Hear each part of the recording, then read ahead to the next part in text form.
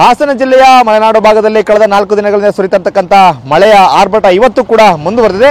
ನಿನ್ನೆಗೆ ಹೋಲಿಸಿಕೊಂಡ್ರೆ ಇವತ್ತು ಮಳೆಯ ಪ್ರಮಾಣ ಸ್ವಲ್ಪ ಕಡಿಮೆ ಇದ್ರೂ ಕೂಡ ಮಳೆಯಿಂದಾಗಿ ಆಗ್ತಿರ್ತಕ್ಕಂಥ ಅವಘಡಗಳು ಇವತ್ತು ಕೂಡ ಮುಂದುವರಿತಾ ಇದೆ. ನಾವೀಗ ನೋಡ್ಬೋದು, ನಾವೀಗ ರಾಷ್ಟ್ರೀಯ ಹೆದ್ದಾರಿ 75ರ ಏನು ಸಕಲೇಶಪುರ ಪಟ್ಟಣದ ಸಮೀಪ ಇರತಕ್ಕಂಥ ರಿಂಗ್ ರಸ್ತೆ ಬಳಿ ಇದ್ದೇವೆ.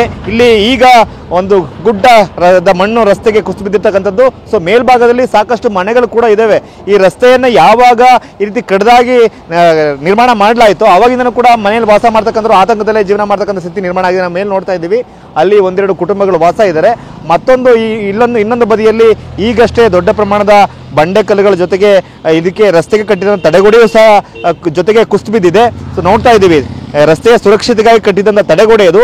ಆ ತಡೆಗೋಡೆಯನ್ನು ಮುರ್ಕೊಂಡು ಕೆಳಗಡೆಗೆ ಮಣ್ಣು ಜಾರಿದೆ, ಮತ್ತೆ ಆ ಮಣ್ಣಿನ ಜೊತೆ ಬಂಡೆ ಜಾರಿದೆ. ಅದ್ರ ಮೇಲ್ಭಾಗದಲ್ಲೂ ಕೂಡ ಒಂದು ಮನೆ ಇದೆ.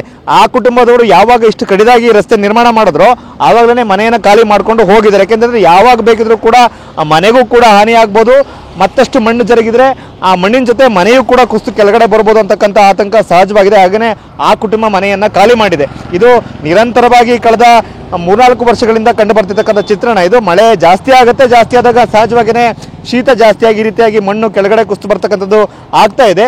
ಸೊ ಅದೃಷ್ಟವಶಾತ್ ಏನು ಅಂತ ಹೇಳಿದ್ರೆ ಇದು ಚತುಷ್ಪಥ ರಸ್ತೆ. ಒಂದು ಮಾರ್ಗದ ರಸ್ತೆಗೆ ಈ ರೀತಿ ಮಣ್ಣು ಬಿದ್ದರೆ ಮತ್ತೊಂದು ಮಾರ್ಗದಲ್ಲಿ ವಾಹನಗಳು ಓಡಾಡಲಿಕ್ಕೆ ಅವಕಾಶವನ್ನು ಮಾಡಿಕೊಡ್ಲಾಗುತ್ತೆ. ನಾವು ನೋಡ್ತೀವಿ ಎಷ್ಟು ದೊಡ್ಡ ಪ್ರಮಾಣದ ಮಣ್ಣು ರಸ್ತೆಗೆ ಕುಸಿದು ಬಿದ್ದಿದೆ ಅಂತೇಳಿ. ಇದು ಏನು ಹಾಸನದ ಮೂಲಕ ರಾಜಧಾನಿ ಬೆಂಗಳೂರು ಹಾಗೂ ಬಂದರ್ ನಗರಿ ಮಂಗಳೂರಿನ ಸಂಪರ್ಕ ಕಲ್ಪಿಸ್ತಕ್ಕಂಥ ರಾಷ್ಟ್ರೀಯ ಹೆದ್ದಾರಿ ಇದು. ಸೊ ಇದರಲ್ಲಿ ರಾಷ್ಟ್ರೀಯ ಹೆದ್ದಾರಿ 75ರ ಶಿರಾಡಿ ಘಾಟ್ನ ಮಾರ್ಗ ಇದು. ಪ್ರತಿನಿತ್ಯ 20,000ಕ್ಕೂ ಅಧಿಕ ಸಂಖ್ಯೆಯ ವಾಹನಗಳು ಓಡಾಡ್ತವೆ. ಸೊ ಕಾಂಕ್ರೀಟ್ ರಸ್ತೆ ನಿರ್ಮಾಣ ಮಾಡೋ ಸಲುವಾಗಿ ಈ ರೀತಿಯಾಗಿ ಗುಡ್ಡಗಳನ್ನ ಅತ್ಯಂತ ಕಡಿದಾಗಿ ಅಪಾಯಕಾರಿಯಾಗಿ ಕಡಿದು ರಸ್ತೆಯನ್ನು ಮಾಡಿರ್ತಕ್ಕಂಥದ್ದೇ ಇಷ್ಟು ಅನಾಹುತಗಳಿಗೆ ಅವಘಡಗಳಿಗೆ ಕಾರಣ ಆಗ್ತಾ ಇದೆ. ಅದು ಈಗಲೂ ಕೂಡ ಮುಂದುವರಿತಾ ಇದೆ. ಒಂದು ಕಡೆ ಲಕ್ಷಾಂತರ ರೂಪಾಯಿ, ಕೋಟ್ಯಾಂತರ ರೂಪಾಯಿ ಖರ್ಚು ಮಾಡಿ ಈ ರೀತಿಯಾಗಿ ತಡೆಗೋಡೆಯನ್ನು ಕಟ್ಟಿದ್ದಾರೆ.